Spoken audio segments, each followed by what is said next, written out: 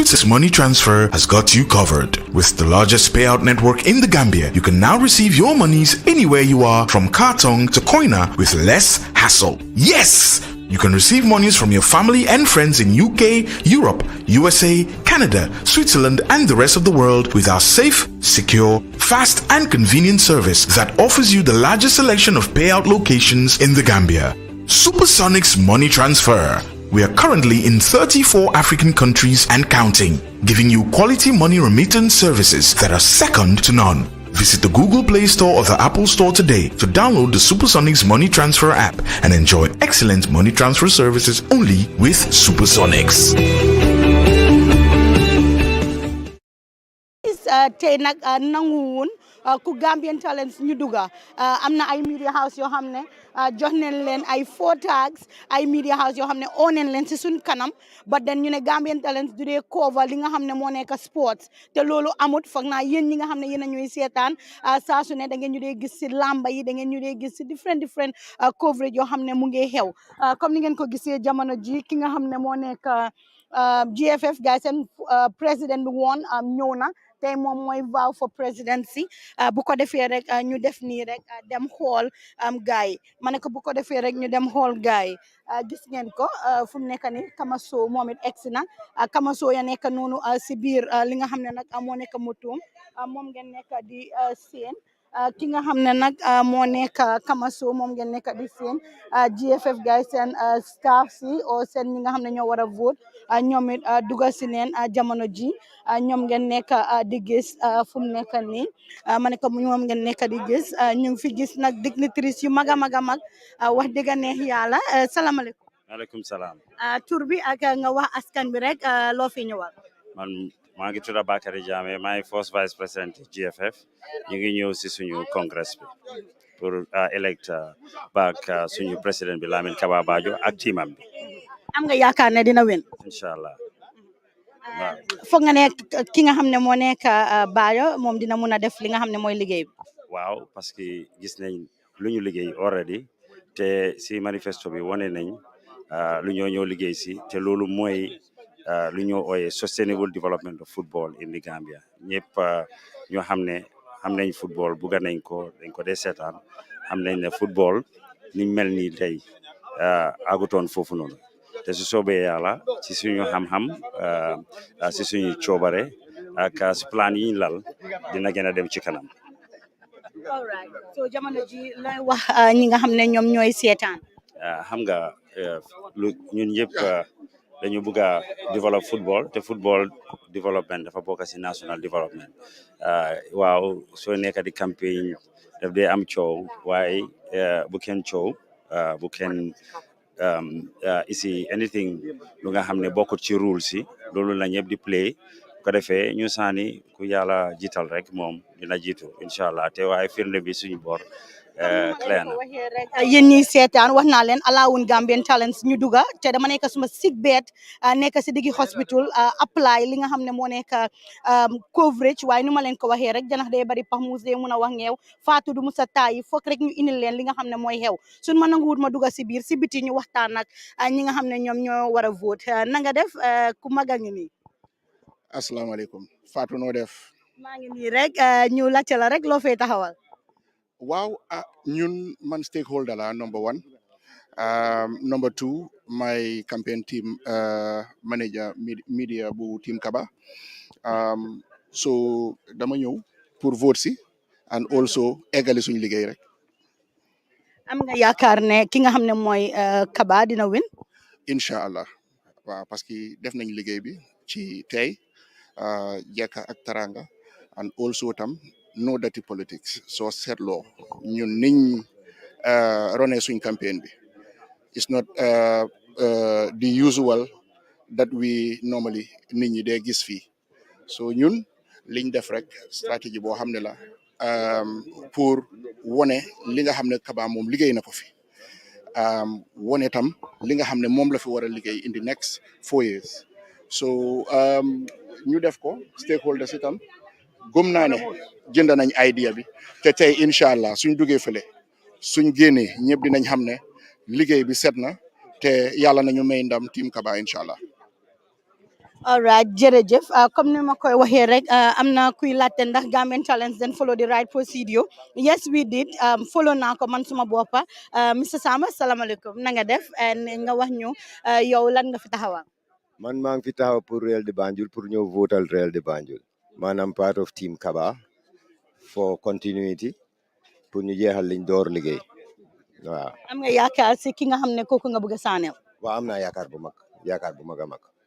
lan moo tax nga fa ne he is the best ku GFF. because I've been working with him for the 8 years and ñun ñoo ko isi and we trust in him xam nañ ne nit ku jub la ak li nit ñi di wax yëpp nit ku jub la lu rek la dee def di nga gis si pass bi nii ñu ngi ko def waafu président so kon koo xam ne waafu yëpp toog nañ amut kenn ku taxaw against moom nga xam ne he's someone to be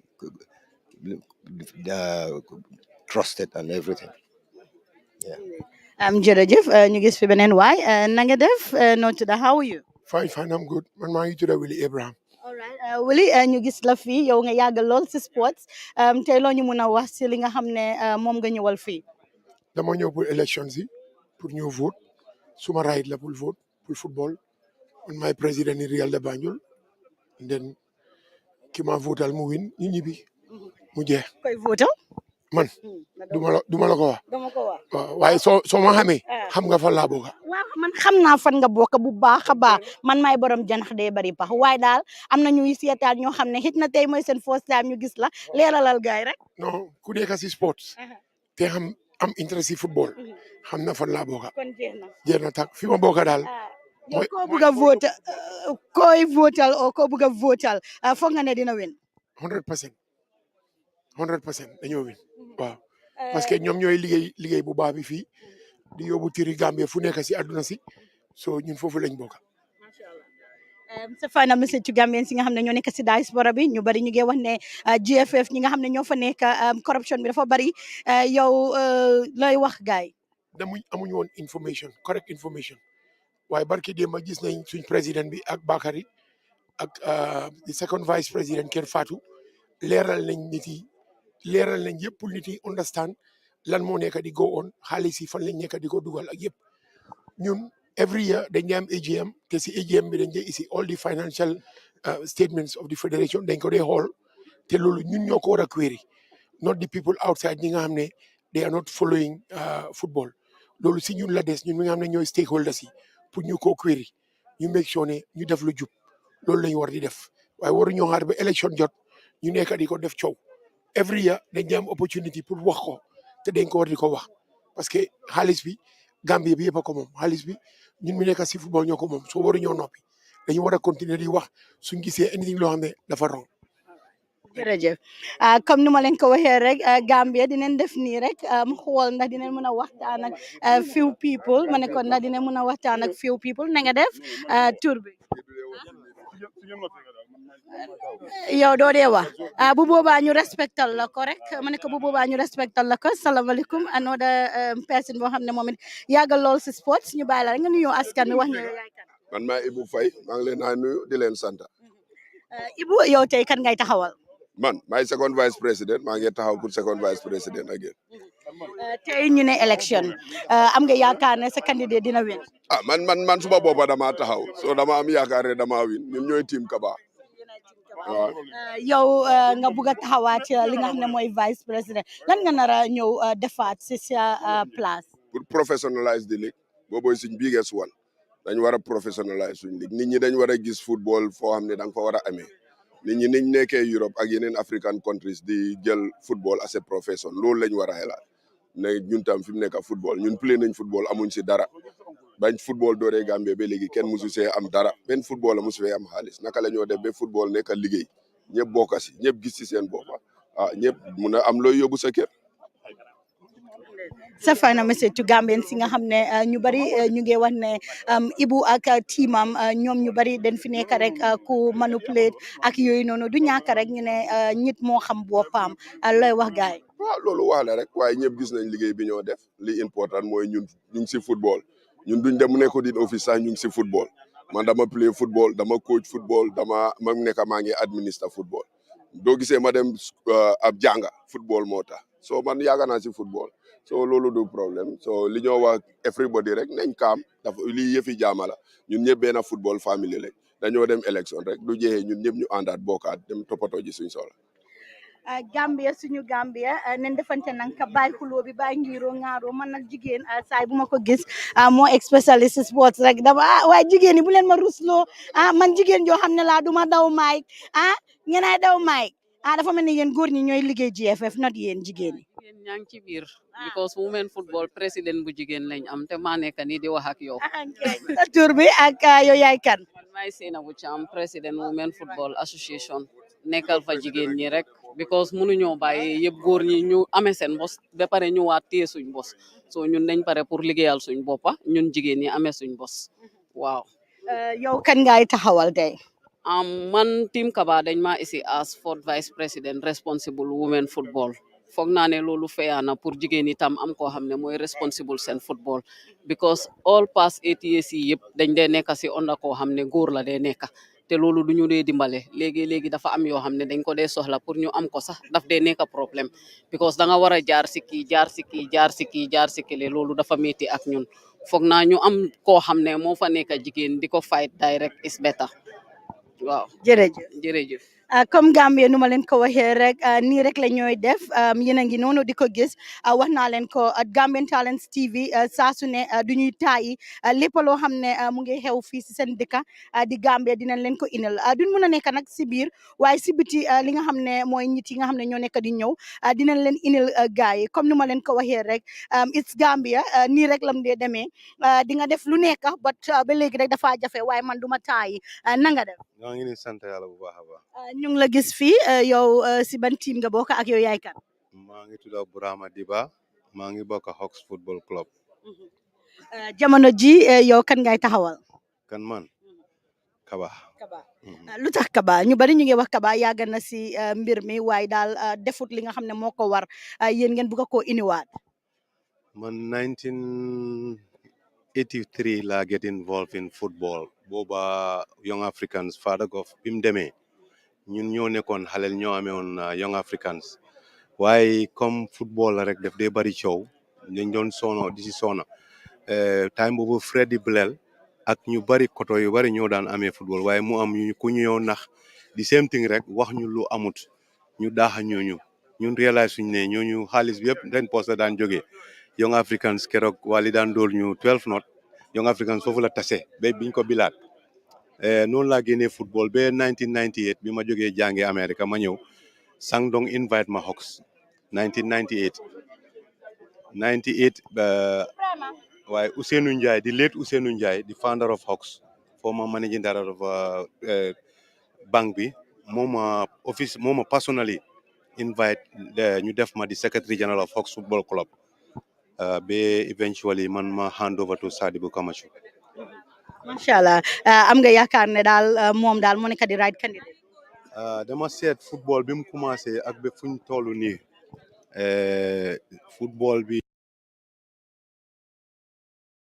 dépassé football ak time bi moo jël football yi Gambia unless nga nekk koo xam ne bokkul léegi nga si bokka rek ngay wax ne football yi Gambia développé ñun time boobu Ousseynou Ndiaye moom kenn moo daan sponsor all 6 teams mooy jënd vest mooy jënd all the gears for all the 6 clubs te Hawks moo nekkoon club am wali daan everybody moo daan joy national team bi su daan travel Ousseynou Ndiaye moo ko daan fay moo daan def lépp moom kenn all single handedly léegi ñun time boobu bi ma jógee Amérique ñun suñ poste laan dañ laan génnee football waaye football alhamdulilah léegi lim tuuti fédération bi li ñu dee jox def ñu dee dimbale ba nga xam ne ci pass ak équipement ak yooyu ñun suñ boppa ku nekk da ngaa dem uti football di jënd ball jënd football boots ak yooyu ba tey ñu ngi koo def waaye li ñu kii dee dimbale dafa bëri li ñu kaba bi kaba ñëwee yàlla alhamdulilahi rabbil alamin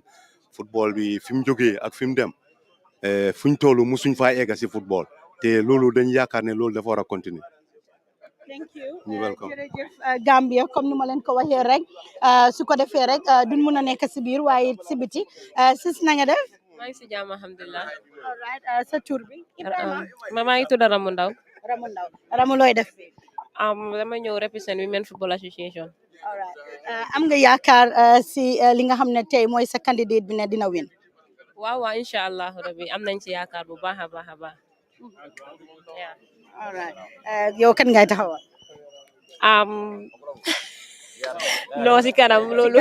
waaw baax na bu boobaa rek ñu respecté la ko nu ma leen ko waxee rek Gambian Talents dem neen ba Sénégal cover li nga xam ne mooy football dem neen si dëkk yu bëree bëri suñ ñu alaawutee si suñu dëkk ñu xam ne rek noonu la dëkk bi mel wax naa leen ko maa ngi si suma sick bed dama call 3 weeks well before this just to ask ndax dinañ mun a ñëw lan mooy procédure bi waaye suñu dëkk baa mel noonu moo tax ma ne leen ndax dina dem ndax du dem ngeen leeral ko waaye coverage moom Gambian Talents foog ñu indil leen ko du ndaw na nga def. alhamdulilah. sa tur bi. Mamadou Thierno Ndour. yow tey kan ngay taxawal. man boobu dama ko denc si sama bopp fu mu nekk nii.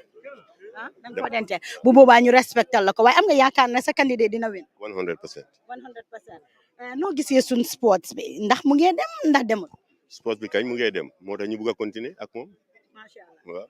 jërëjëf bu ko defee rek ñu gisati fi keneen koo xam ne moom gars yi xamee neen ko ñu bàyyi la rek nga nuyu askan bi yow yaay kan ak. asalaamaaleykum man may Mourou Moussa Ndiaye may vice président yi red may vice président yi Hawks football club waaw. jamono ji ñu ngi la gis fii koy taxawal o koo bëgg a votal danga koo disclose na.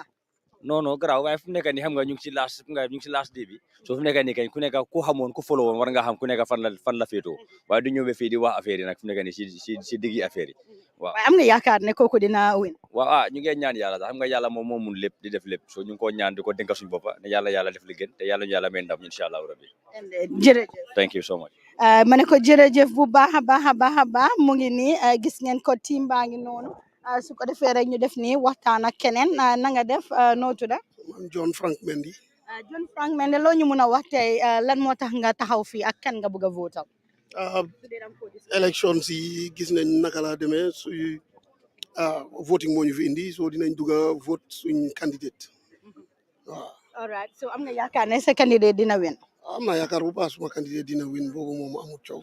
noo gisee GFF bi mu ngi dem na demoo football. bu baax looloo tax ñu bëgg a football because first time ñu dem Cup of Nation ci over 52 years or plus yéen xam ngeen lu tax looloo tax ñu bëgg a continuity te loolu rek mooy indi progress gis nañ suñ néebo fii Sénégal président bi dem na almost mu ngi dem 16 years CAF ak FIFA 3 mandates la ñoo wax soo yaakaar naa ne ñun loolu lañ bëgg a pour football continuer jërëjëf. jërëjëf bu ko defee rek mbokk yi dinañ def nii rek parce que ñu ngi gis Kamaso si suba nag defoon naa waxtaan ak moom wax naa leen Fatou Samba du musa stop ak Gambian Talents TV ñu am opportunité bi amoon opportunité bi ku dugga si biir sax still dinañ nekk si biti indil leen li nga xam ne moo nekk di xew na nga def ñu bàyyi la rek nga nuyu askan bi moo spécialiste fans yi nga xam ne ñu ngi seetaan ñu bari ñu ngi nuyu. thank you very much kontaan naa pour joxe interview bi.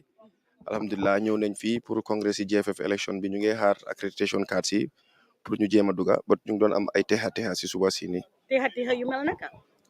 well I think réerewul mbir ne GFF executive bi lu ñoo jéem a def rek mooy ne pour jéem a rig élection si nii because loolu dafa leer ñun depuis bu ñu dooree suñ campagne bi we embarked on a campaign of decency démba rek there was an audio that leaked where GFF leadership bi dañ invite stakeholders si dinner di leen jéem a woon ne nañ def ay block voting ay constitutional amendment suñ ko def ñu defee ko nii suñoo toog ñu toogee nii loo xam ne it is against the rules of democracy and natural justice now ñun moom doomi réew mi lañ te réew bi moo ñu tax a jóg su fekkee ne yow da nga jàpp ne yow da nga am numbers yi I think lu war mooy ne ñu dem ñu def elections ku win mu win ku lose mu xam ne moom moo lose electoral committee bi nag dañ wax ne man mënumaa dugga because ñëw naa fii tey si suba foog naa maa yéen a fi njëkkee ñëw ñu ne electoral committee bi ñoo wax sécurité bi ne man du ma mun a dugga waaye li ma wax sécurité bi ak GFF security officer bi Mr Badji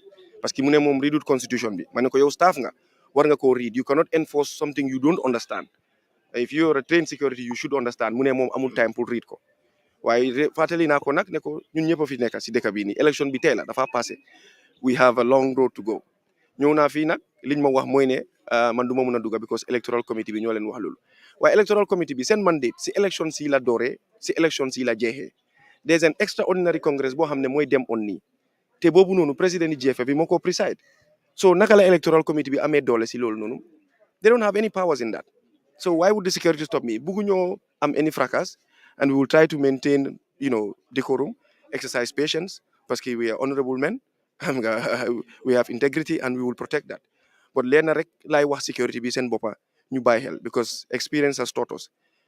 Gis nañ 2016 yu fi xewoon yeneen ci di leen wax ne lii lañ leen santa xam nga bu commission ewe laaj nañ la lu tax bañu loo lu tax defuloo nii remind naa ko baaji tey mu ne moom amul time pour read ko dinaa demaat léegi délégué si yëpp a ngi fi dinaa demaat ma trayat pour duga ma seet naa dinañ ma stop because suñ ma stoppé the media is there yéen ñëpp mun ngeen koo cover won the whole world ne ñu ngi maa stop parce que lu xew mooy man up to 28th of July I was the general secretary of Hawks because 28 July boobu si boppam sa sign naa check bi ma fil suma nomination papers yi dafa am portion bu dee wone yow fan nga affiliate ma def ne general secretary of Hawks la bi ma filee nomination papers yooyu noonu ma sen ko si ngoon soosu Lamin Cham of the Standard called me mu ne dafa gis letter boo xam ne Hawks dañ withdraw suma signature ma ne ko gisuma letter bi mu ne ma well gis naa ko président yi club bi moo ko sign on the 29th day of July day after bu ma submité suma nomination papers yi ma gis ko si Standard bi ne Hawks dañ withdraw suma signature ma ne still dinaa xaar pour seet na dinaa am evidence because jotuma letter waaye li ma ko gën a confirmal mooy dama gis electoral committee bi ñu release the list of nominees for the elections te nominations yi président bi ak general secretary ñoo ko war a sign te man my general secretary of Hawks because 28 bi si boppam sign naa check maa ngi am evidence of that waaye su fekkee ne Hawks bi draw nañ suma signature waxuñ ma ko léegi maa ngi gis ne Hawks nominate nañ keneen so be it Hawks ñoom ñoo xam lu tax ñu def loolu noonu loolu xew na man it I felt ne I mean football te maa ngi vie for something and I know all these things are ploys carefully calculated moves to disadvantage me pour ma enter hall bi parce que gars yi dañ bëgg a amend constitution bi they want to fiddle with the constitution I attach myself with young Africans ñoo xam ne ñoo ma nominate and they accepted ñu toog meeting gars yi d'accord ne they want me to be the executive member because maa leen daan advice which I have letters to they met on the 2nd they wrote a letter to me and I accepted that letter I have them in record on the 11th day of August ñun ñu binda GFF electoral committee bi pour won leen ne man nag Ousseynou Dabo président bi ñun ñooy délégué ci young Africans electoral committee bi toog ba on the 17th ñu soog ñoo binda ne dañ need proof of loolu ñu bindaat leen on the 18th won leen proof of the letters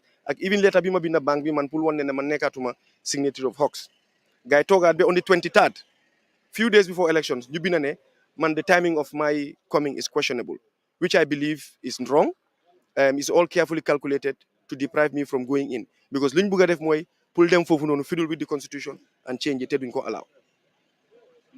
so ki nga xam ne mooy Kaba dafa dugga na duggagul.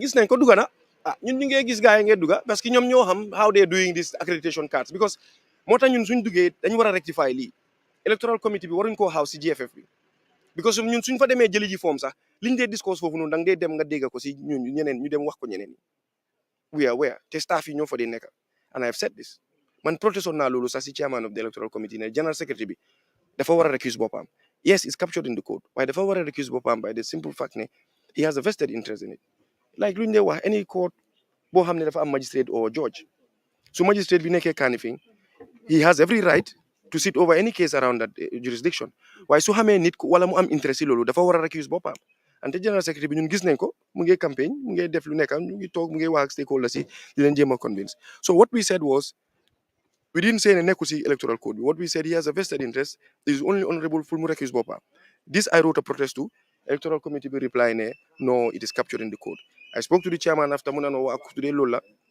make sure leen ne so leen di send forms yi mu nekk at the last day which we have done but every info bu leen jox even list of delegates yi ñoom dañ dee am access ñu dem woon ko ñële pour ñooñu mun a call leen pour naka la gaay xamee yeneen delegates yi because ñun am na yeneen delegates yoo xam ne xamuñ leen naka lañ mun a xamee delegates yi pour oo leen yóbbu leen démba si hôtel because loolu lañ def démba si guddi they took the delegates yóbbu leen si hôtel di leen wax ne waaw soo leen demee ñu ameen constitution bi soo leen demee ñu def nii suñ demee ñu def ne le su fekkee ne ñoom dañ gom ne ñiñ fa nekkal yëpp ñu ngi woon si ñoom tey ñun duñ xam lan lañ fa discourse so ñun lu ñoo ñaax ñit yi mooy ne ñu ànd ak suñ xel ak suma supporters yi nag ñu ànd ak suñ xel because xam naa ne government will have to intervene at some point parce que li gars yi di def is a clear violation of the constitution because that's what they're doing because at no point in time la GFF am record of any officials of any club they don't even know kan mooy kan they don't know officials so for them to say the timing of our letter is questionable I think loolu is at its lowest is under the belt because ñun mënuñ ko comprehend and electoral committee bi dañ war a xam fan la seen mandate start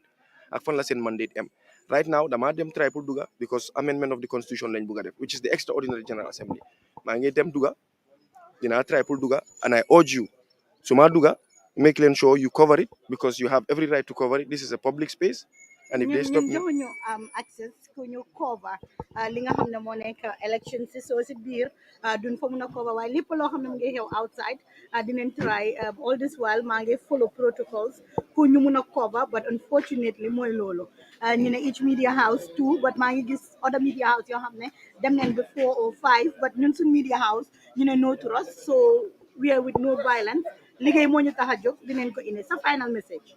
Well, suma final message mooy ne election la ñun depuis bu ñu dooree campagne bi is a decent campaign.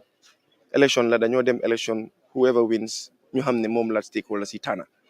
I think looloo tax democracy di ne is one of the best terms of governance.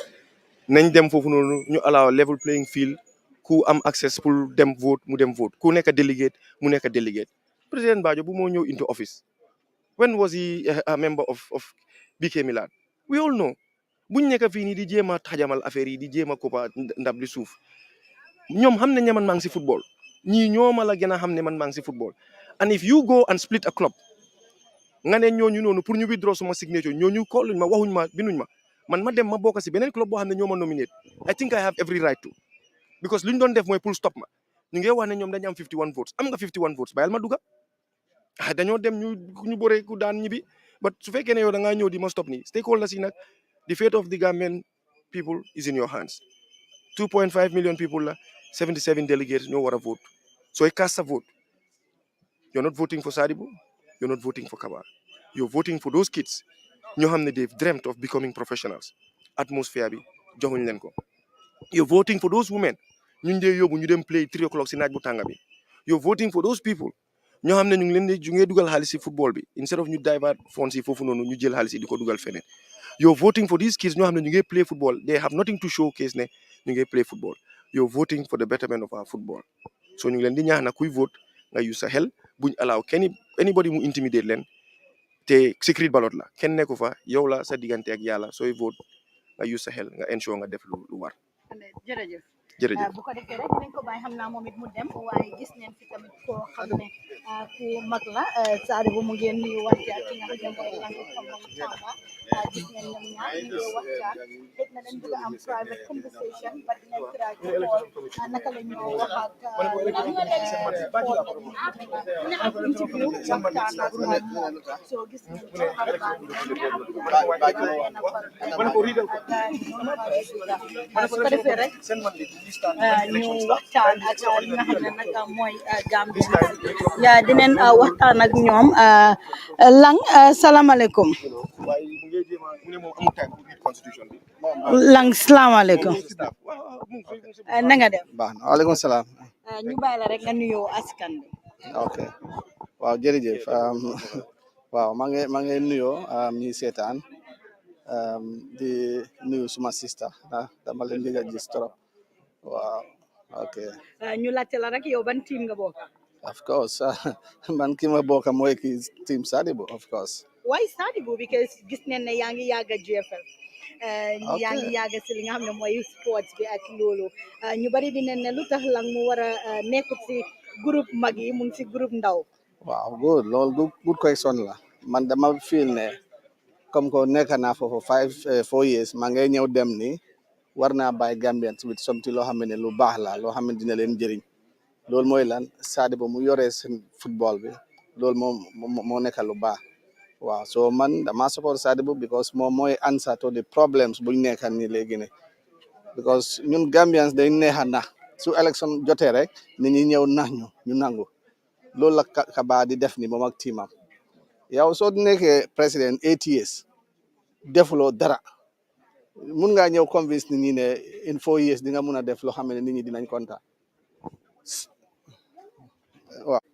waaw Kaba mënut a yóbbu football bi waaw. so fu mu nekk nii ñu ngi gis ne sa candidat bi ba léegi dugagut si biir lan moo waral loolu. waaw man léegi laa egsi so dama bëgg a find out ma xam lan mooy problème bi waaw. loolu laa bëgg a xam because ñooñu xam nañ moom is the candidate for the other party other team so lan moo tax ñu bañ ne du duga What is special in here loo xam ne du moom moo tax ñu ñëw election moo tax ñu ñëw te moom he is a candidate so waxee ne candidate bi warta duga what are you talking about te ñoom waxuñu before today ne su ñëwee am na ñoo xam ne duñ duga because dañ def lii def lale non ñun ñëpp dañ ñëw pour duga te ñun ñëpp am nañ waaw so Sadibou dafa duga o otherwise election du am ñu ñibbi period. Sadibou dafa duga su dugu daal election du am. du am di. kan mooy lang war a wax loolu. because I'm an executive member te lu war loolu laa wax loo xam ne mooy yoon loolu laa wax ni waaw. a lot of people dinañ wax ne yow da nga yàgga si li nga xam ne moo nekk GFF yow ak gars yi yéen a doon liggéey yéen a bokk benn team yéen a ngi woon good relationship but all of a sudden daal dafa mel ni daal léegi seen parti daal dafa tasaaroo ñu bari ñu ne xit na dafa am loo bugga loo xam ne gars yi defalun la ko moo tax daal nga bugga cross capet. non loolu c'est wrong perception gars yi ñoo ñëw suma kër ñoo ma fekkee ba suma kër ñu ñaan ma pour ma ñëw bu join leen let that be very clear.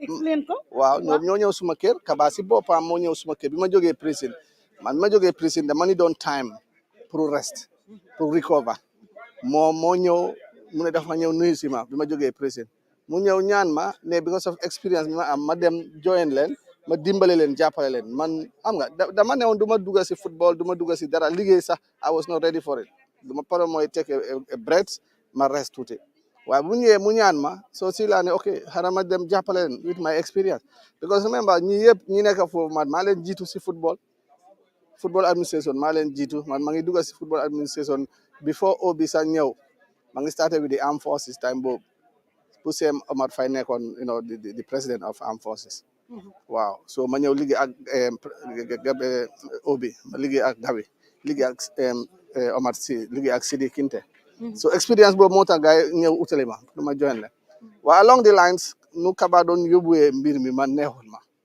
waaw man ak Sadibou ñu ñoo ko daan wax dëgg ñun dañ ko dee wax dëgg su defee lu wrong we tell him si executive meeting sax we tell him where he is wrong so loolu moo tax moom man ak Sadibou du ñu mus a bugga waaye man wax naa leen depuis last year ne man suma 4 years su jeexee am stepping down boobu awma disappointment from government dama ne suma 4 years su jeexee maa ngi wàcca waaw ma bàyyi ñeneen ñoom tam ñu try loolu mooy yoon Kaba su demee 8 years na step down am ku try tamit ñu set lan la ko simple as that ana moom Kaba bi ma nekkee ak moom State House Kaba xamutoo luy football sax presidential guards man maa amee team bi su ñoo play in Banjul sax nawetaan time boobu Kaba sax du ñëw seetaan du ñëw so bu mu demee ba desperate amut liggéey so si la jóg rek dem duga Bakau United waaw xanaa Brikama yëpp amut team ñaata teams ñoo nekk Brikama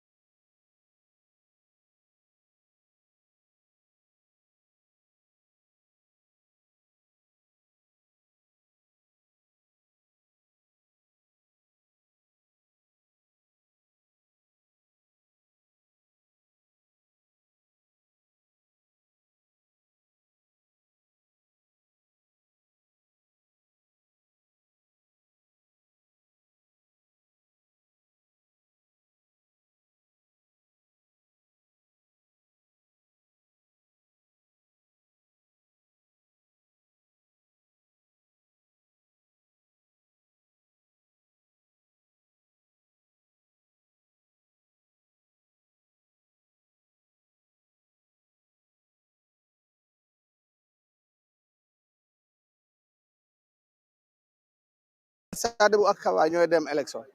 So how can they wait they for 2 days or a day before election rek ñu ne Sadibou qualify based on what?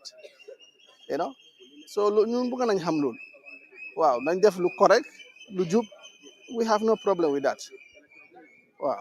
Okay, jërëjëf saay boo ko ooyee rek for an interview daf dee allow loolu mu ne ko saay boo ko ooyee interview daf dee allow loolu su ko defee rek ñu fekk fi beneen jigéen boo xam ne moom it dooleem si sports bari na te yàgg na si lool na nga def noo tudd man fi man ñaasi all right Curo lan mooy sa taxawal si li nga xam ne moo nekk GFF ya man may bokk ci team Sadibou man maa nekk second vice president am bi so day ñëw fii tey pour witness and other history daal laa ko mën a ooyee when it's come to football so loolu moo ma isi fii tey am nga lu tax duga bu leen waaye lu tax dugaanguñ mooy ñu ne dem naa ba si line bi waaye luñ ma jéem a wax ne mooy du ma delegate daal so dama have election bi commencé ma door a duga as a member but for now I'm not a delegate loolu la ngay wax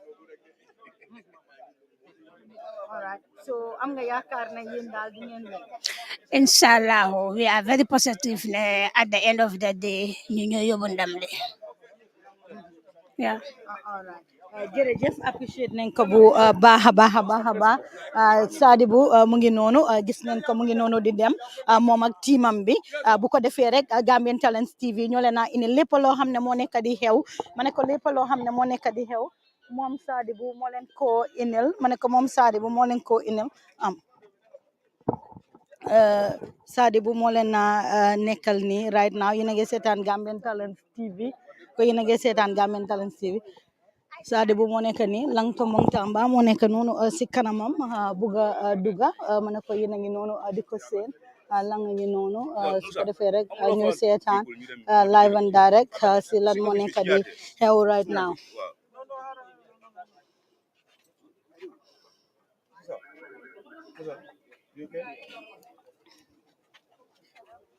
Sadibou finally dugana ma ne ko finally dugana su ko defee rek ñu xool ñu observe ko ñu xool ñu observe Yes, how are you?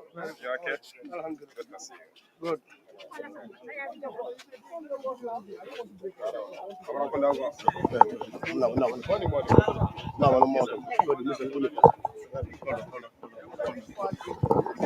gaa ngi am argument si biir so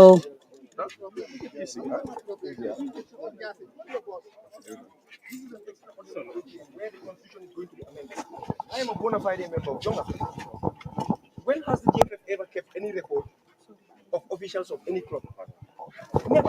GFF has never at any point in time kept records of any officials of any club.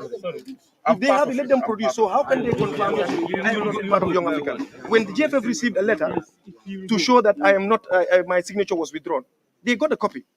The day I came to collect a nomination form, I am going to enter here because I am a delegate. So nobody will enter. We are the one who nominated Sadibou. And We don't deny it. We don't deny yes, I want All these things are just meant to to no election to them. Right now, here is congested. There's no space to There will be no Congress. There will be no Congress. Even amendment will not happen. Here is my ID card. There won't be.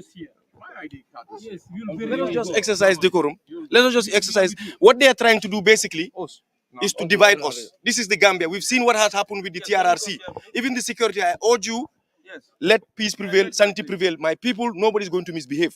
Because one of my guys came and somebody ruffled him at the entrance there, asking him for a delegate card, when delegate cards are being issued here, which was very wrong. Pasi says here. Let us all be mindful. We are all Gambians. At the end of the day, this thing will pass. No. No, sorry. That was me. I stopped him and asked him about his card, for his card. He said the card should be issued by this. But if you ask, no, you cut me, I'll cut you. You cut me. Let me learn. I won't allow you to learn because you didn't allow me to I learn. told the guy that no, please don't issue the cards are not yet here. Can you please? so right now gaa ngi am argument moo tax ñu na nekk di dégg noise boobu noonu so nen déglu The guy in the yellow haftan, what was he doing here? That was you and the media. No. There was another guy in the yellow haftan who was here. Earlier than everyone of us. Yes, but there was When another you, guy when as you well. came, Here. I stopped you here. I asked you your name. You told me your name. I said, okay. Your situation, so I think I nobody know says anything. you. But Please wait outside until those responsible are here to clear. I called him. Yes. He will come. I just want it to be clear to me. When has the GFF ever kept records of any officials of any club? We have a member of GFF as somebody who serves 2 clubs. The FIFA security officer of GFF. He's a board member of GAF. He's also an executive member of Falcons. Has the GFF ever thought about that? One person sits on 2 boards, and which is ethically wrong in the eyes of CAF and FIFA. They know that. And Ibrahim Cisse is a delegate on the Banjul United. I saw it, and he's from women's football. So what is happening? Ibrahim Cisse is, What is happening? Since when did Ibrahim Cisse become? Since when Ibrahim Cisse is women's football? What is happening? Immigration. He's a women football vice president. Nobody will enter. Ibrahim Cisse came in as delegate for who? Banjul United.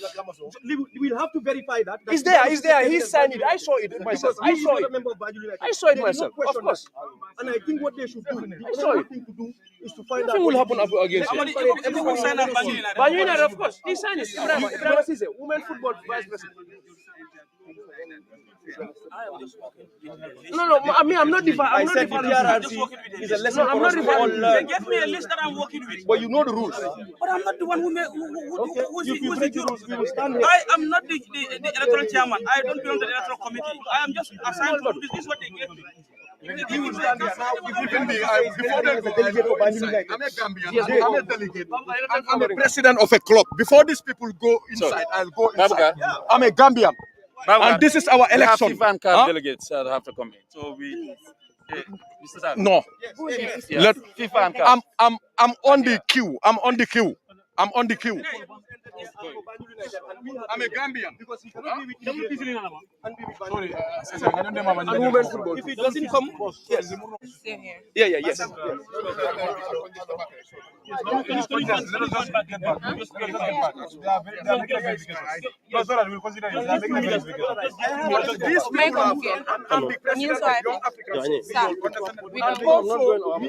a delegate. I'm not going out. Please. I'm following my leader. I'm not going out.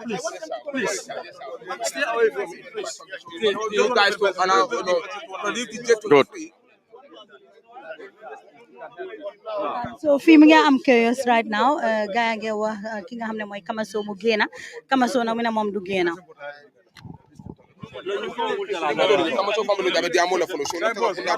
No, I'm not going. I'm a Gambian.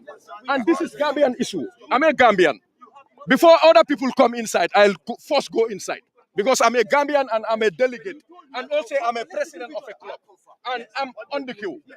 This program is in 2 phases. Yes.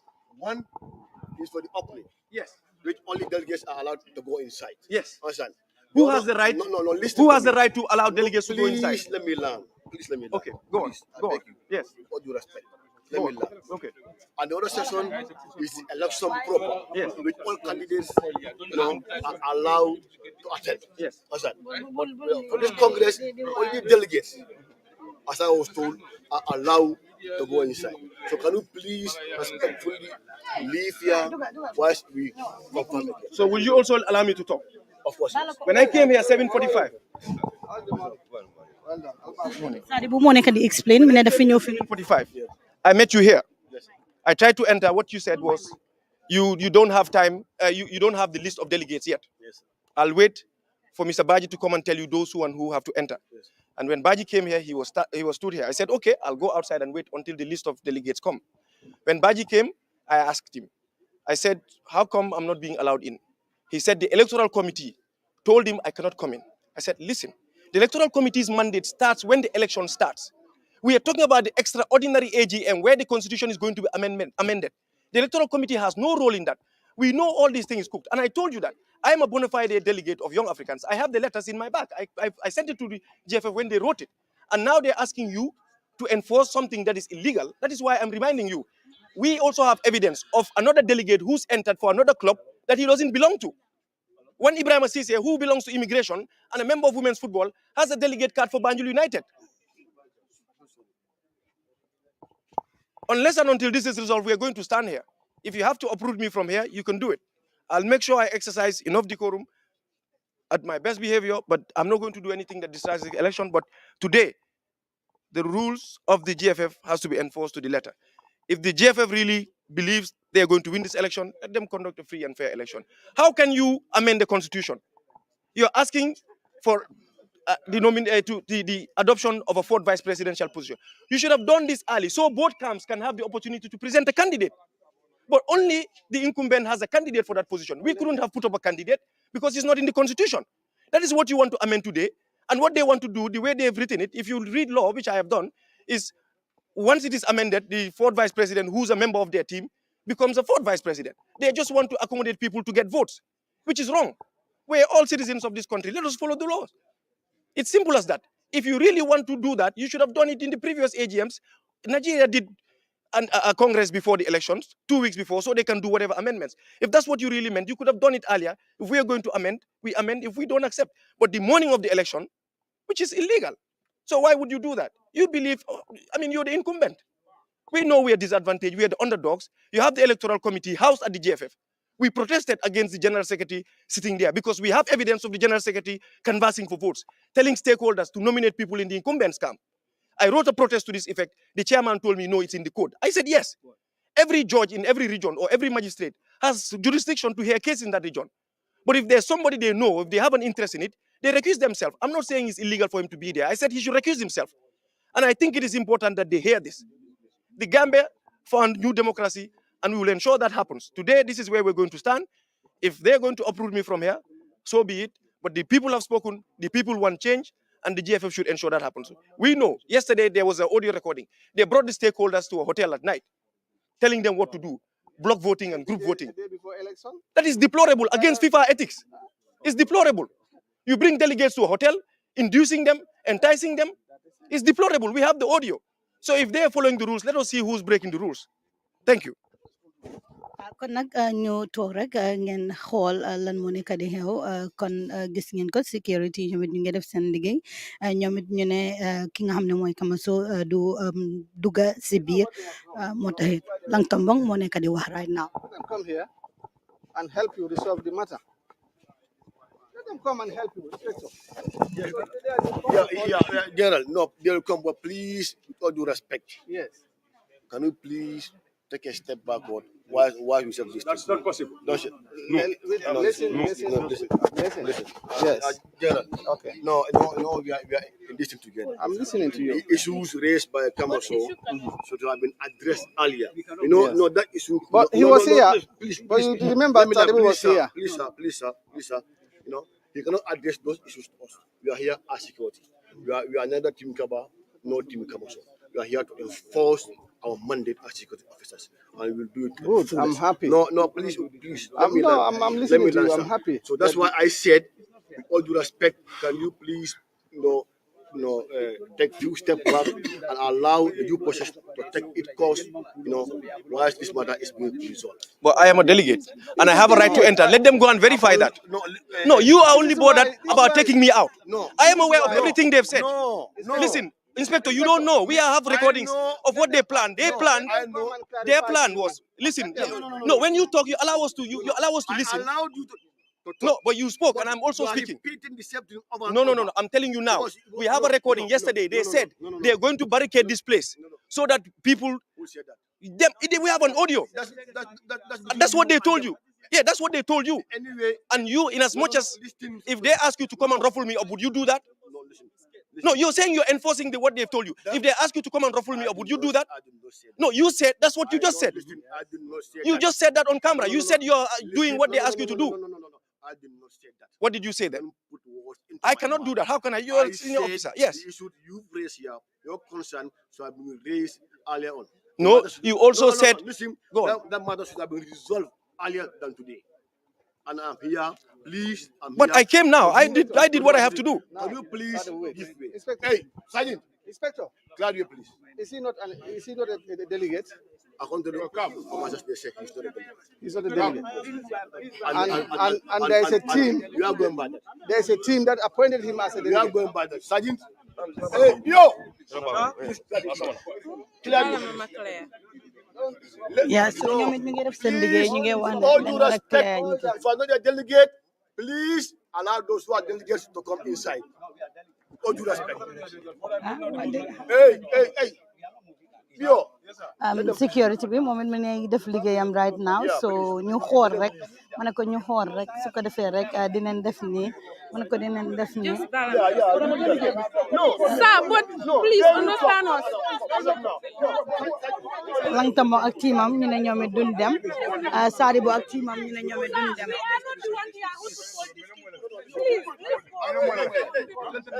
We should call them. We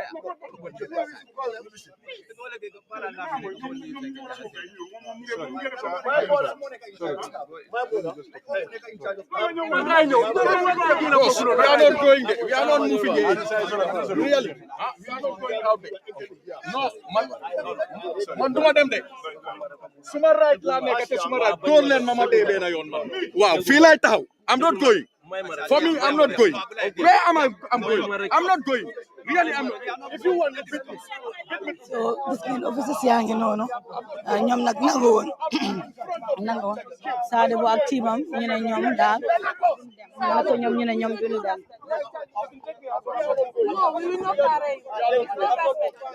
Sadibou mu ne moom daal dañ koo ekati waaye moom du dem.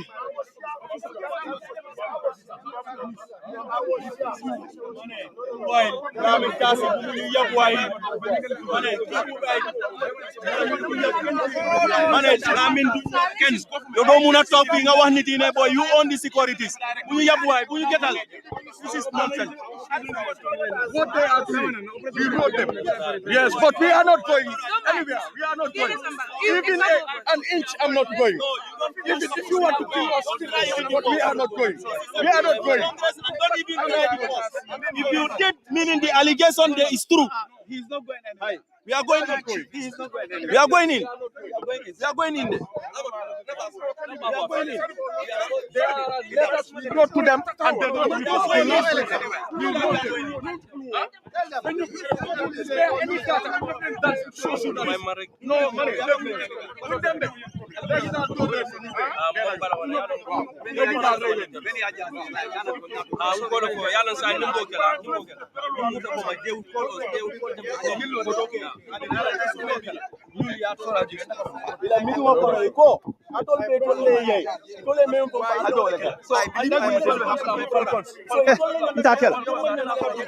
That I am a delegate. This is a letter that I withdrew my signature. This is a letter to show that I have joined Young African Football Club. So I want to know, this is a letter that Young Africans have written to invite me.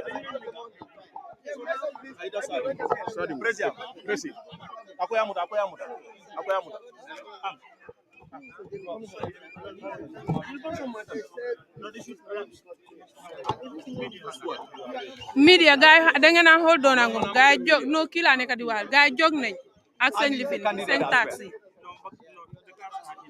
No, you have to tender this and they give you tax. And those people are they go in already. So yeah, just no, they don't done, but due to conditions. Wait,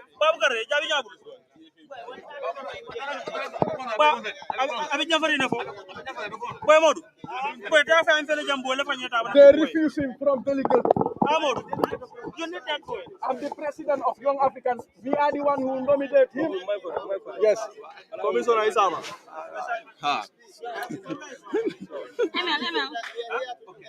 Okay. Who said? Hey, leave.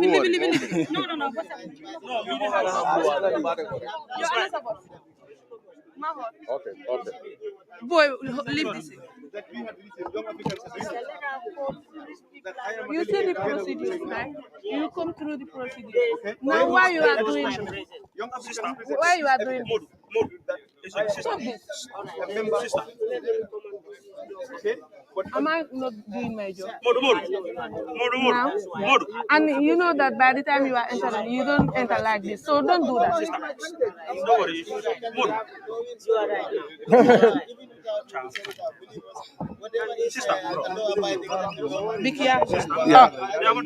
Here is public place, sister.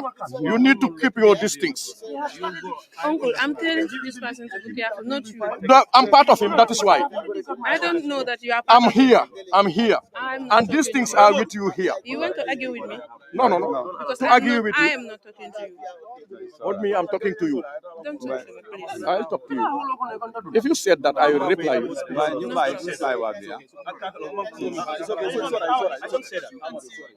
Stop it.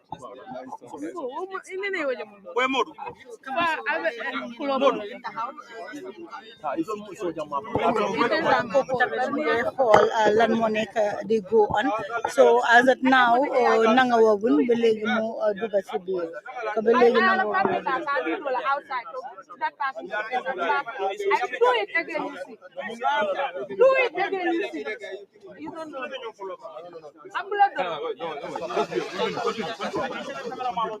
No, Abula, don't continue. If you bring your card here, you will go with your card outside.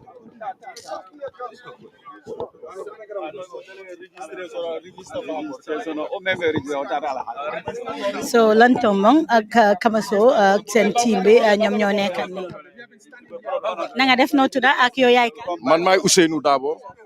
Man maay Ousseynou. Déedéet du ma génnee masque bi. Here is not safe. Man maay Ousseynou Dabo, president of Young Africans Football Club. Ñun ñoo nominate Sadibou ba pare tam suñ délégué la.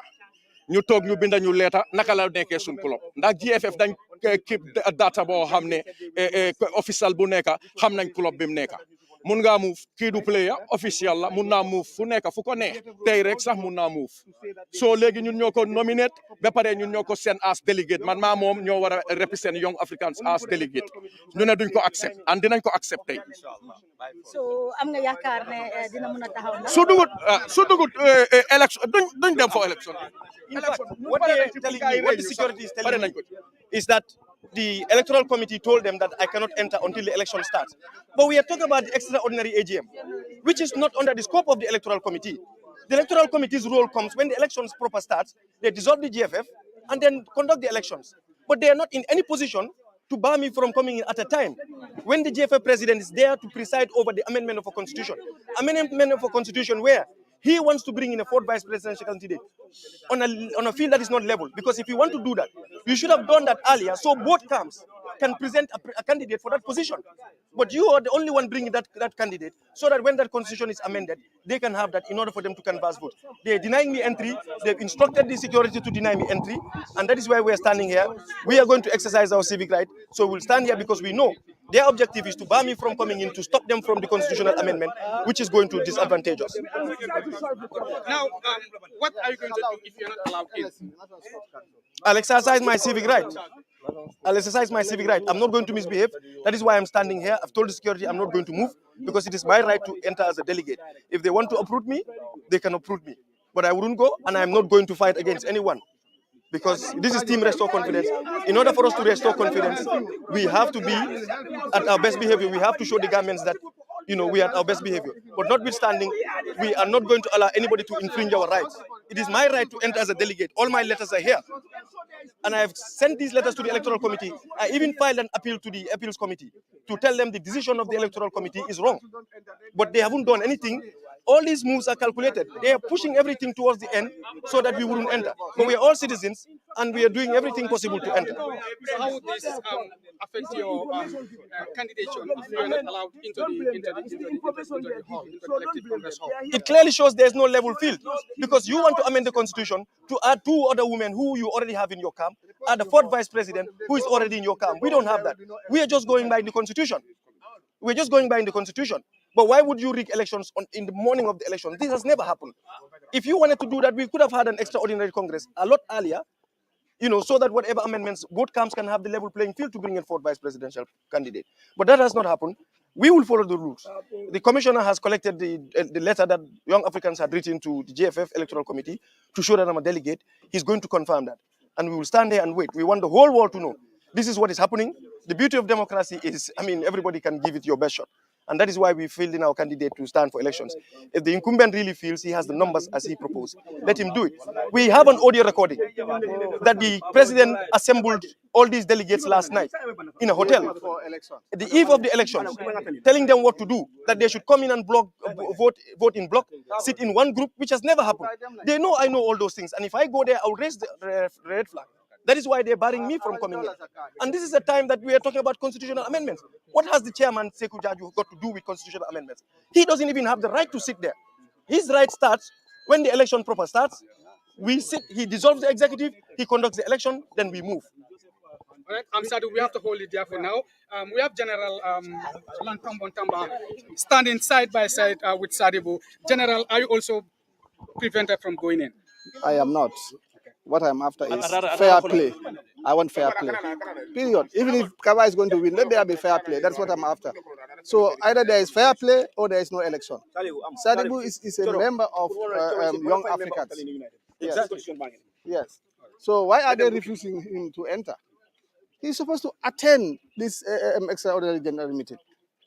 The session that they're about to start, Sadibou is a member of that session as well. Now Sadibou is here, unable to go in. What is going to happen? What's going to happen is very simple. Either he goes in or no election, because he's representing a club. Or no elections. This is our position. Simple as that. All right. We also have Talindi United representative here, who is also seemingly protesting. I cannot say anything about them, but their role has not started yet, so they cannot stop Sadibou from entering. Certainly. Yes.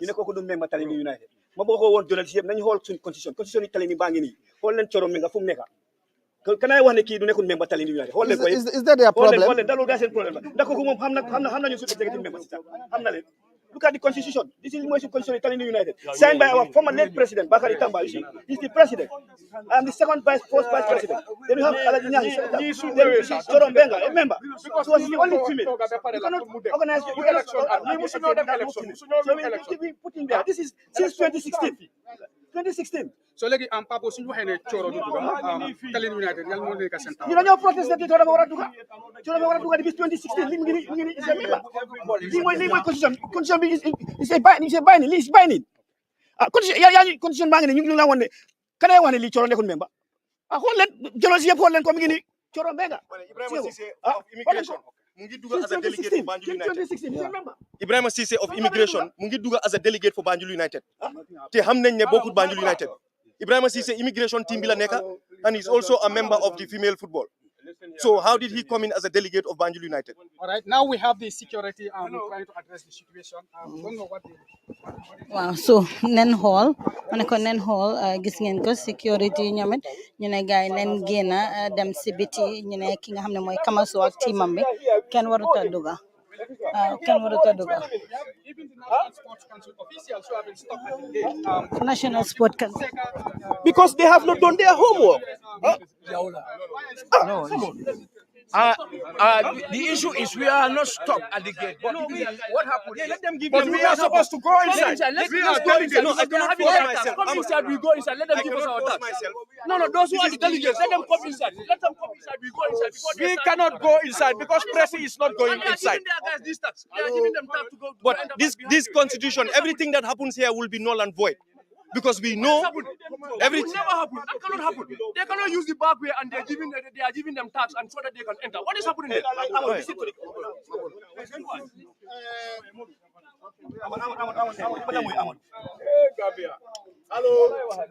Media kan ñi nga xamne ñoo nekk GFF guys and officials sport council rada ñom seen boppa sax nekkun di leen allow ñu duga ñom ñu ci biti ñu ngi taxaw. Listen to him. He carries up. Please, all those who are not delegates, can you respectfully and peacefully give us chance to continue this process? Can you please leave the way to allow those who are delegates to come inside? Please. I am a delegate. Your commissioner has my delegate letter. I am a delegate. Your commissioner has my delegate letter. I gave your commissioner my delegate letter here. I am a delegate.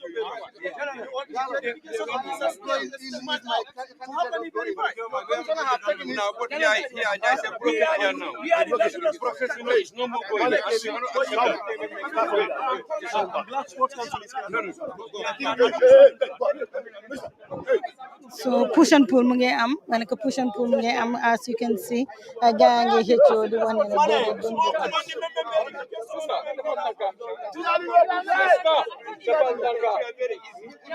Officer nga defal ndànk rek waaw gis nga man du may dunda ci football man dama dundal football waaw definitely daf laa óor ne la soo gisee ma taxaw fii di werante di wax it's my right déedéet it's my right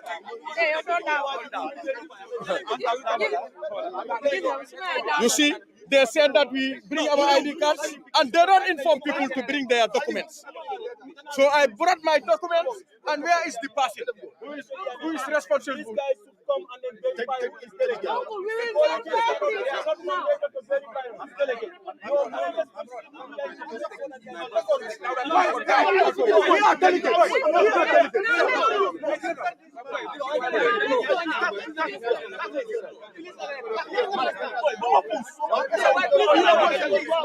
ak teamam bi ñoom ñoo nekk noonu Sadio bu taxawal nii rek taxawal dinaa la kii naa ko teg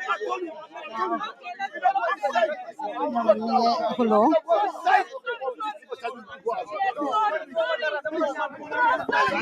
They don't declare the election will go ahead. Everybody go home, government is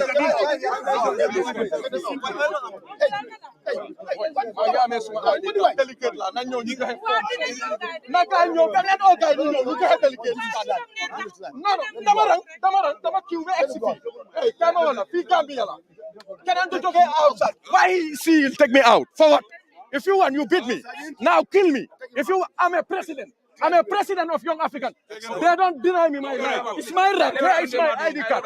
Here is my. I'm on the queue. I'm on the queue.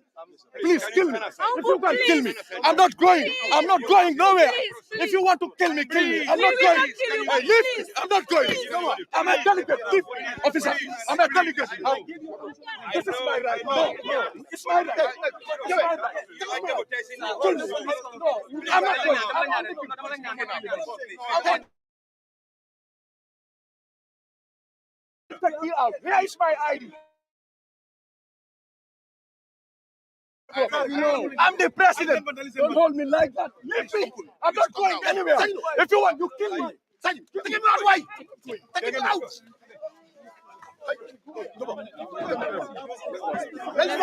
Stand up here. They are using force now. They are pushing them out. They are taking them out. I'm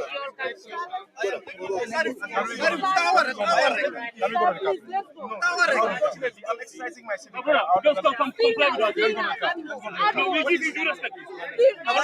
No. Almost 30 minutes you are here. Have I not given your commissioner my letter? So you are waiting for that? Of course. Of course. Of course. Why would the letter come from me? Do you want me to be violent? I don't want to be violent. I'm a very honorable man. I don't want you to be violent. Huh? Yes, no, wait. Look, anyway, they have stopped. They have stopped for now. Hey, my brother, we are not part of them. Where is your we are not part of this people? Let him understand. We are an NCO. We are not part of this people. No, you watch this line. No. Let me. Don't worry. Yes. Come on, clear the people. Hey, come on, what are you doing? Go. Where are the officials? Still here. No. Hey. Hey. Are you good? Huh? Hey, I'm representing the minister here. Sorry. Delegates yi represent minister yi tamit alawun gaay ku ñu dugal comme ni ngeen ko nekk di ko gisee nekkun di nangu pour gaay ñoom ñu dugal so gaay ngi am push and pull bu ndaw pour gaay ngi am push and pull bu ndaw so security yaa ngi wax nag léegi ñi nga xam ne ñooy team Kamaso nag den am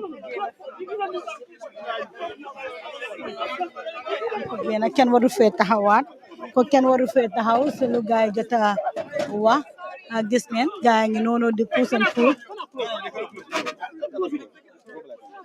gaay ngi push and pull ñoomi neen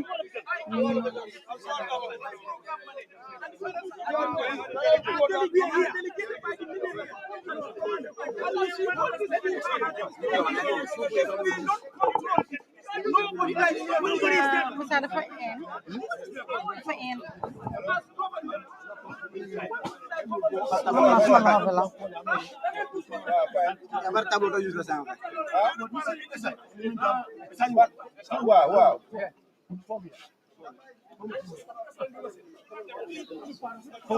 No, mo duga na bul won. Okay.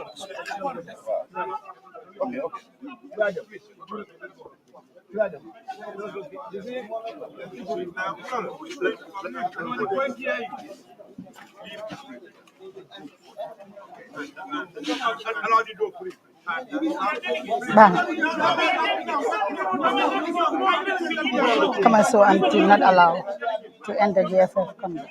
Election. Huh? Election.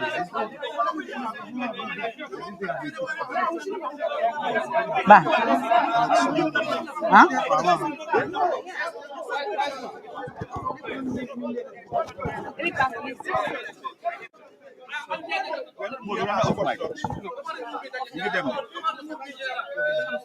You are going out or you are going to stand here?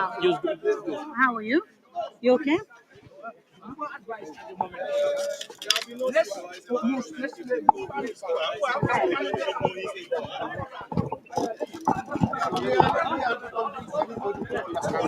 We are here to vote. Understand? So if they are not allowing us to vote, me, I must vote. What is the big deal? Officers, you see, this is not correct because I wanted to see an officer from the. We are from the National Sports Council. We cannot be stuck here for 10 years. Babukar is there. Babukar came here. Babukar came here. Okay. All right. Now.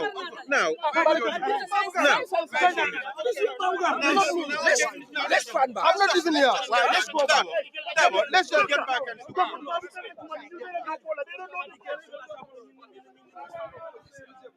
So gis ngeen ko comme nañ leen ko waxee rek Kamaso ak teamam bi ñoo nekk noonu gis ngeen waa ji moom it lañ doon ekati ak ñu gis ñu wax ñu lan moo xew. li xew mooy ñun Young Africans dañ am suñ candidate nominate ko ñu accept nomination ba pare nomination président ak secretary general ñoo ko sign ok léegi Hawks ñu withdraw signature of Kamaso bi na join suñ club Young Africans ñun ñu nominate ko mu duga ñu accept nomination am léegi ñu send as a delegate ñu ne duñ ko accept léegi ñun tam ñu bindaat leen léegi ñu bañ ñoo tontu ñu ñëw léegi ñun nag dañoo duga by force so force nañ security bi ñu génnee ñu ci biti by force and kon nomination yi Ibu Faye 2 clubs si Hawks ko nominate because another secretary general moo ko nominate for Hawks and that nomination is not authentic nomination boobu correctut is that correct ba pare ñu ne ñun duñ duga pour lan su fekkee ne dañ óolu seen boppa kañ dañ waroon a bàyyi ñëpp duga man foofu laa em all right jërëjëf. if they want it dirty, we will go dirty. Kay bro. No, please. We are not going that way. Kay nga ne. déedéet bëgguma wax media please. Bëgguma wax media. Kon nag yéen a ko gis mu ne if they wanted dirty they would go dirty hay sa yaa ngi sanse ba nga nice def sa shoot bu baax waaye dugabuloo. Waaw duganguma. Noo tudda ak yow yaay kan. Ato Ashcroft, President GPAFC, and I'm vying for the first Vice President on the Team Restore Conference. Lu tax nanguwul nga duga. Well, unless nga laaj leen ñoom, man am a delegate, a bona fide delegate. Léegi ñu ngi nii stock fii outside, the police is all over, ñu ngi ñoo stop from going in. So man, I don't know honestly. Yep. Amuloo benn xalaat lu tax duguloo. Man xam naa ne dinaa duga. There is nothing that will go on in there. Loo xam ne man du ma ci participate. Man am a bona fide delegate. Dinaa duga. There is no election that can go on boo xam ne man du ma ci participate. I'll be in there as a delegate. So fii ba ëllëg ba gannaaw ëllëg suñ dogul sax nothing will go on in there. So jamono ji yaa ngi just ñëw yaa ngi taxaw am na ñeneen ñu duga. Yeah, waaw am na some delegates yu duga. Xanaa iniwuloo sa tag o iniwuloo. ñoom ñoo war a joxe card bi. All I needed to do was to identify myself fale ñu suma tur mu ngi si liste bi ñu ala ma ñëw ba fii nag ñu ngi block yoon bi fii nag kenn du dugga for whatever reason best known to them. All right yow yaa ngi war a taxawal second vice president. First vice president. yeah. am nga yaakaar ne di nga. No, dañoo win. Why do you think they are doing all this? Te ñàkk moo tax dañ ñàkk already suñ óolu woon seen boppa óolu luñ def ni ko noonu lii yëpp du am fii dañoo bàyyi ñu ñëpp ñu ñoo dugga fekkee ne óolu woon ne ñoom gëmoon nañ ne dañoo win. dinañ ñëwaat dafa mel ni fële push and pull mu ngi fa jamono ji gis ngeen ko security nangoo bun ñi ci ñu dugga as you can see so ñoomi neen ñu ngi nekk di push and pull.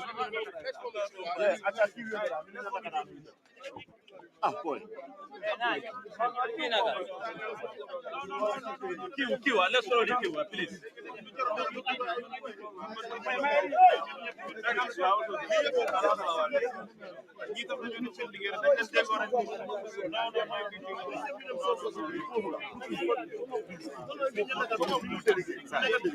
ngeen nii gaa ngi wax daal li nga xam ne moo nekk di go on right now nangu woon ñeena yu ñu dugga loolu daal fa mel ni am na leneen luy ñuul si sow mi ñuul na na ñuulut loolu nag moom leerabut ñu ma ne ko leerabut ñu.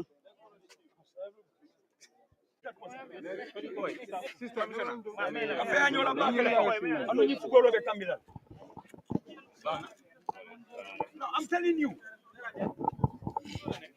Well, I don't move them. But it doesn't mean it's still now you can go in. Even they don't print your card. You are on the list. What do you just imagine? This is their own fault.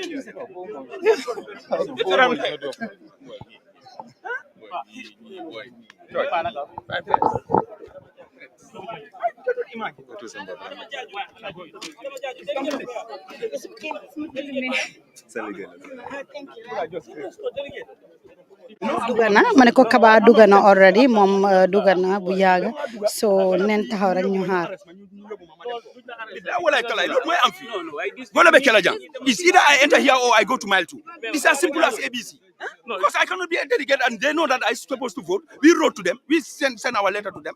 They confirm at the gate before I come in that I'm a delegate. I was the first person who was cleared. How can I come here? They're telling me another story. Na nga def. Jaama rek. ñu ngi la gis fii da nga duga na duga bulo. Man dama duga xaw ma dama duga ñu génne ma ñu sànni ma si géej bi xaw ma waaye man dama duga. Lan moo tax lu tax duga bulo. ñu ne printuñ suma card. Lu tax printuñ sa card apply lo or what? I apply. I gis suma letter baa ngi dama ko bañ dama ñëwaat di file of the letter. Mu ngi nii dañ ko file. Mu ngi nii this is my letter from before you Kian West. My name is here as the delegate who's supposed to vote. It's clearly spelled out here. This was sent to the GFF. And when I came this morning, I was cleared at the gate by the securities, and my name was on the list. But I came here to get my accreditation card. They said my card is not printed. How is that possible? Because they know that I'm going to make big noise, and I'm going to make sure this amendment will not take place. They know that. I make big noise, and what noise for? The amendment, because it's unconstitutional. So they want to amend the constitution so that they can have their way. That is not going to happen. If they know that they have the numbers, let us go in and battle it there. You mentioned something that is very important, that football will come and go. Of course. Yes. My letter is here. Football will come and go. Even if they stay, they will stay for 4 years. They will never stay there forever. They will stay there for 4 years and another body will come. Everyone who is serving at the GFF should put that in the back of your mind, that this thing will come and pass. You will not be there for 100 years. You will be there for only 4 years, even if they win. And I am sure they are not going to win. Because every Gambian citizen are tired of our football now. They are sick and tired of how the football is administered and how the football is run. Nobody have to tell you, you don't need to be a rocket scientist to know what is going on in our football. So obviously, the no people who have voting right are going to stop that AGM. But they denying them access. Why? Is that fair? And they are the one bringing all these problems. And their people are all inside. I'm going to try my chance again and see what is going to happen.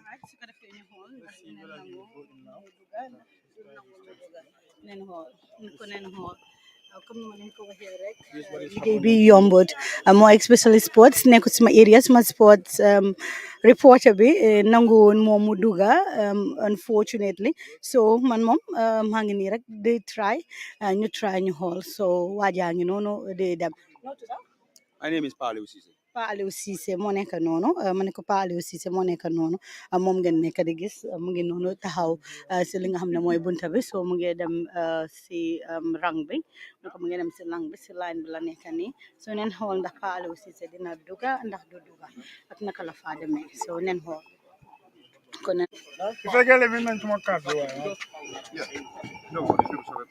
Babukar.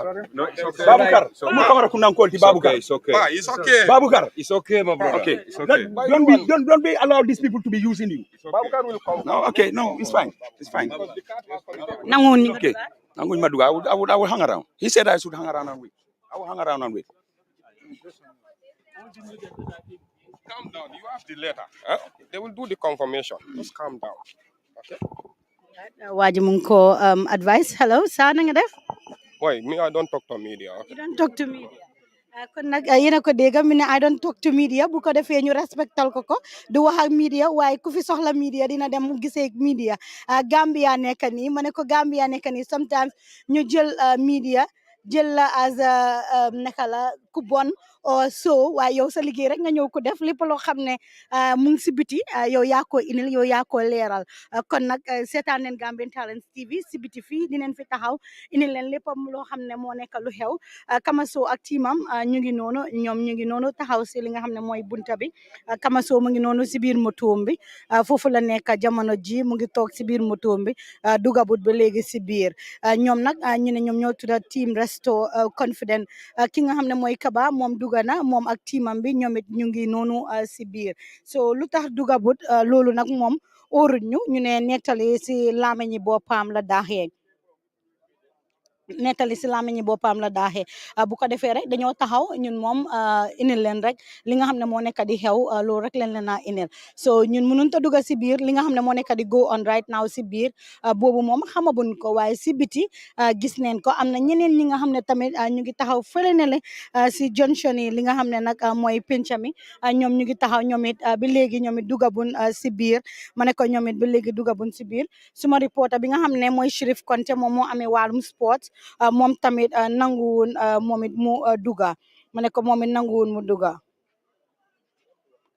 ma ne ko moom it nanguwuñ mu duga ba léegi comme ni ma leen ko waxee rek waaye comme Gambian Talents TV saa su ne duñ soona duñ taayi ma ne ko duñ soona duñ taayi dañoo def li nga xam ne nag amono ji mu ngi noonu taxaw si bunta bi mu ngi noonu taxaw si bunta bi kon nag dinañ taxaw si bunta bi xool rek ma ne ko dinañ taxaw si bunta bi xool ñu def nii ñu seet ndax dinañ mun a xool ndax dinañ mun a wax. 28 day la file nomination as Hawks 29 day newspaper yi bind ne dañ withdraw suma signature am naa right pour dem beneen club because GFF amul any record of officials of any club pour wal na ne kii mooy kii so leen laajoon official 5 officials of 10 clubs mënuñ la koo wax secretary bi ak président rek lañ dee xam and I can tell you that because musuñoo man maa nekkoon general secretary of Hawks since 2013 GFF musuñoo call pour laaj ñu kan ak seen executive so how are they able to know man ban club laa nekk at ban club laa nekkut ñu ngi gis fii Moussa Jammeh ko xam ne mooy CAF ak FIFA security officer bi ethically what he is doing is wrong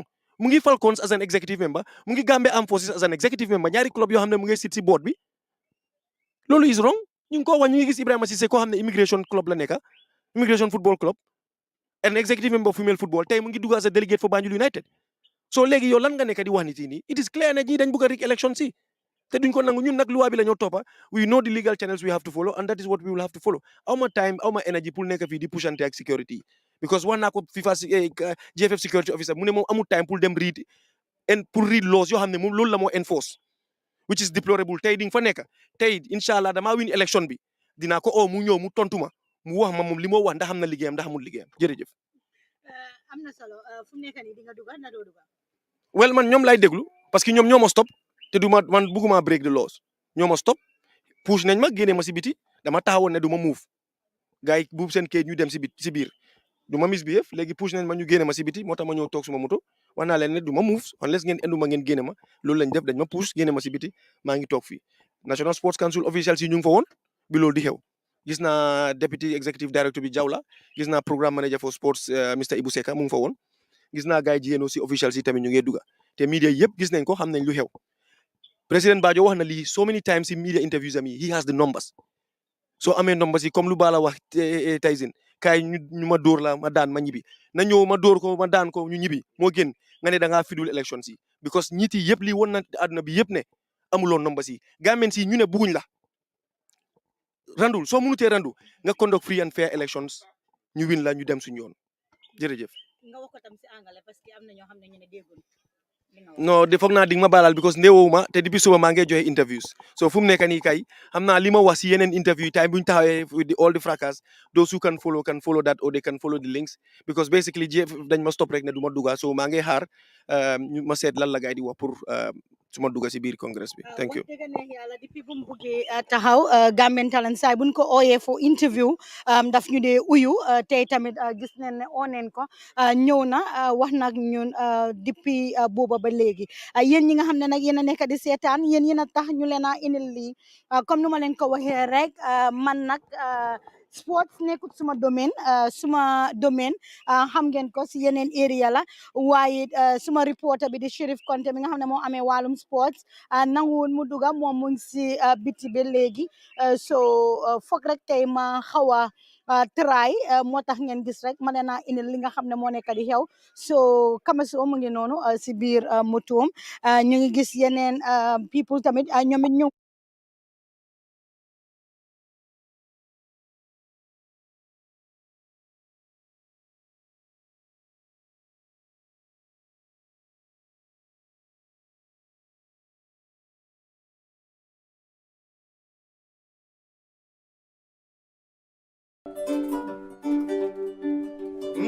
ngekonta abaraka membe kerim babu wolom aka kenu nyameng ni ko aka kenu nyameng nunto adol be nyaadile parce que ni amoy ko ado nen ciosano ka hada madingo le signify ite mu jumale ite bota jumale bala wol fanal bota jumale fanal bala ñu ne lan dekkil sa ada ak sa cosaan ak kenu nyami ñum nak amé dem babu ko ni dinni ngo jibe e ko akalon ko yemmen fo xama sa ada sa cosaan motax Gambian Talents TV ak Ibu ak Babu ñu tok ñu ne il faut ñu dunda sun ada ak sun cosaan tunto alfal kala dimbayali ke kulu no nyaadile ke kulu nyaadile fo butero lo bang fodum e ka dumoro le dila bang fo ka mum felle dila ñun programme le biwo be sene andila kon kenn ku nekk boo buggee xam sa ada sa cosaan fu nga bàyyee ko sama fu nga bàyyee ko nunto alfalu ila sunkurundi wali ke pare nyaadile ila dum fengol fanal be nyaadile ko mun dum fen sifalle fanal dum ñun programme le fanal be witandila nena lan ko wati sa ande anu bodam nga fekk fofam tel dindi mankaje ke balka julo city yiro balay ka fo finja julo gay ko be siring e be kuma jijala ko mol bitay do tari ko fula dindi wali lu doon am demba lu tax amatu tey la moo tax topp suñu nasaraan fàtte suñu ada ak cosaan ak kenn